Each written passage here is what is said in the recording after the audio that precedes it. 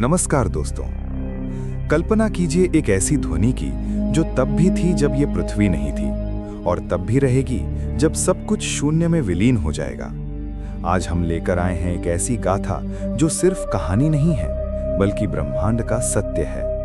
आपने social media पर ऐसे वीडियो जरूर देखे होंगे जो दावा करते हैं कि नासा ने सूर्य की आवाज रिकॉर्ड की है और वो आवाज है ओम। कहा जाता है कि हमारा सूर्य और ये पूरा ब्रह्मांड निरंतर ओम का जाप कर रहा है। लेकिन क्या ये सच है? क्या विज्ञान ने वास्तव में सनातन धर्म के सबसे बड़े रहस्य को सुलझा लिया है या फिर ये सिर्फ इंटरनेट पर फैलाई गई एक अफवाह है? पर सवाल ये है कि अगर नासा की रिकॉर्डिंग और वैदिक ज्ञान एक ही बात कह रहे हैं तो हम उस ध्वनि को सुन क्यों नहीं पाते? आइए इस रहस्य गाथा में ओम के पीछे छिपे विज्ञान और ब्रह्मांड के इस अंतिम सत्य को समझते हैं। आज हम बात करेंगे उस एक शब्द की जिसे एकाक्षर कहा गया है, वो शब्द जिससे वेदों का जन्म हुआ, ओम। सनातन धर्म में ओम को नाद ब्रह्म कहा गया है, यानी वो ध्वनि जो स्वयं ईश्वर है। लेकिन आधुनिक दुनिया सबूत मांगती है। आज का युवा पूछता है कि क्या ओम सिर्फ एक मंत्र है जिसे पूजा में बोला जाता है या इसके पीछे कोई फ्रीक्वेंसी का विज्ञान काम करता है? आज के इस वीडियो में हम दो दुनियाओं को आमने सामने रखेंगे। एक तरफ नासा की सोलर डायनामिक्स ऑब्जर्वेटरी का डेटा और दूसरी तरफ हजारों साल पुराना वैदिक विज्ञान। हम जानेंगे कि क्या सच में सूर्य ओम बोल रहा है। हम समझेंगे कि जब आप ओम का उच्चारण करते हैं तो आपके शरीर की नसों में, आपके दिमाग के न्यूरॉन्स में क्या बदलाव आता है। ये यात्रा ध्वनि से शुरू होकर शांति पर खत्म होगी। सबसे पहले उस दावे की पड़ताल करते हैं जिसने पूरी दुनिया को चौंका दिया था। इंटरनेट पर लाखों लोगों ने एक ऑडियो सुना जिसे नासा द्वारा रिकॉर्ड की गई सूर्य की आवाज बताया गया। वो आवाज में स्पष्ट रूप से एक भारी गूंज सुनाई देती है जो ओम जैसी लगती है। लेकिन सत्य क्या है? हमें यह समझना होगा कि अंतरिक्ष में वैक्यूम है, यानी निर्वात है। वहां हवा नहीं है, इसलिए वहां ध्वनि यात्रा नहीं कर सकती। तो नासा ने रिकॉर्ड क्या किया? नासा के वैज्ञानिकों ने सूर्य के वातावरण में होने वाली मैग्नेटिक वाइब्रेशंस और प्रकाश की तरंगों को रिकॉर्ड किया। यह डेटा था, ध्वनि नहीं। वैज्ञानिकों ने इस डेटा को एक प्रक्रिया के जरिए, जिसे सोनिफिकेशन कहते हैं, ध्वनि में बदला ताकि हमारे कान उसे सुन सकें। जब नासा ने असली ऑडियो जारी किया तो वो एक बहुत ही नीची और भारी हमिंग साउंड थी, एक निरंतर गूंज। सच्चाई ये है कि जो वीडियो वायरल हुए थे उनमें से कई में असली हम साउंड के ऊपर मानवीय आवाज मिक्स कर दी गई थी। नासा ने कभी आधिकारिक तौर पर यह नहीं कहा कि सूर्य ओम मंत्र का जाप कर रहा है। लेकिन ठहरिए, इसका मतलब ये नहीं कि ऋषियों की बात गलत थी। नासा ने यह साबित किया कि सूर्य शांत नहीं है। सूर्य एक विशेष आवृत्ति पर लगातार कंपन कर रहा है।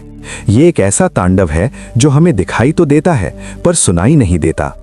और मजे की बात यह है कि उस असली गूंज की पिच और लय ओम के उच्चारण के दौरान पैदा होने वाली गूंज से काफी मिलती जुलती है।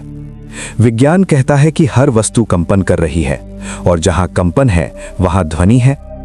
अगर ब्रह्मांड कंपन है तो ओम उस कंपन की चाबी है। इसे समझने के लिए हमें साइमैटिक्स के विज्ञान को देखना होगा। यह विज्ञान हमें बताता है कि ध्वनि का आकार कैसा होता है। जी हां, ध्वनि का भी आकार होता है। जब एक विशेष प्लेट पर रेत के कण रखकर ओम की ध्वनि एक सटीक आवृत्ति पर बजाई जाती है तो वो रेत बिखरती नहीं है, बल्कि वो एक बहुत ही जटिल और सुंदर ज्यामितीय आकृति बना लेती है। कई प्रयोगों में ये आकृति श्री यंत्र से मिलती जुलती पाई गई है। सोचिए, हमारे ऋषि मुनियों ने बिना किसी मशीन के हजारों साल पहले उन यंत्रों की रचना कैसे की होगी? शायद उन्होंने ध्यान की गहराइयों में उस ध्वनि को सिर्फ सुना ही नहीं बल्कि देखा भी था। यही कारण है कि हम कहते हैं ओम कोई धर्म नहीं, ओम एक व्यवस्था है। जब हम ओम बोलते हैं तो ये 3 अक्षरों से मिलकर बनता है, अ, उ और म। अ की ध्वनि हमारे पेट के निचले हिस्से में कंपन पैदा करती है। उ की ध्वनि हमारी छाती और हृदय को प्रभावित करती है और म की ध्वनि हमारे मस्तिष्क और कपाल में कंपन करती है। ये पूरा शरीर एक वाद्य यंत्र की तरह बजने लगता है। ये विज्ञान है अनुनाद का। अब हम ब्रह्मांड से अपने शरीर की ओर आते हैं। क्या ओम का जाप सिर्फ मन का वहम है या इसके पीछे कोई ठोस मेडिकल साइंस है? आधुनिक न्यूरोसाइंस ने इस पर कई शोध किए हैं।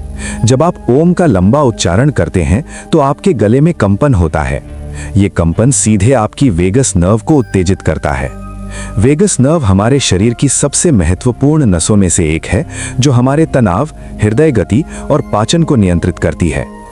वैज्ञानिक अध्ययनों में देखा गया है कि ओम का जाप करने से लिम्बिक सिस्टम, यानी हमारे दिमाग का वो हिस्सा जो भावनाओं और तनाव को संभालता है, वो शांत होने लगता है। कॉर्टिसोल जैसे स्ट्रेस हार्मोन का स्तर तेजी से नीचे गिरता है। ये वही अवस्था है जिसे विज्ञान पैरासिम्पैथेटिक नर्वस सिस्टम का सक्रिय होना कहता है और आध्यात्म इसे शांति कहता है। याद रखना, शिव का तांडव दुनिया का अंत नहीं है और ओम का जाप सिर्फ एक क्रिया नहीं है। ये आपके ब्रेन वेव्स को बीटा स्टेट से अल्फा और थीटा स्टेट में ले जाने का एक वैज्ञानिक तरीका है।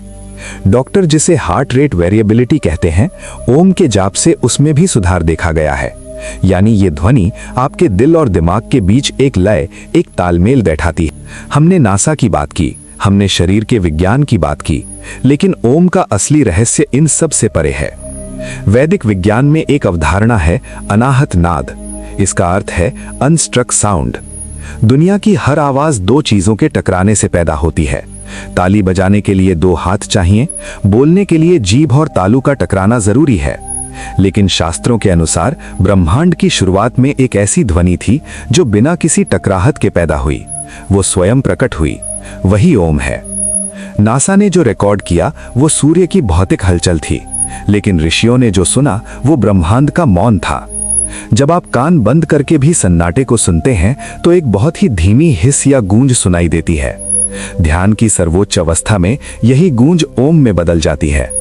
इसलिए कहा जाता है, आप ओम को नहीं बोलते, ओम आपको बोलता है। आप बस उस प्रवाह में शामिल हो जाते हैं।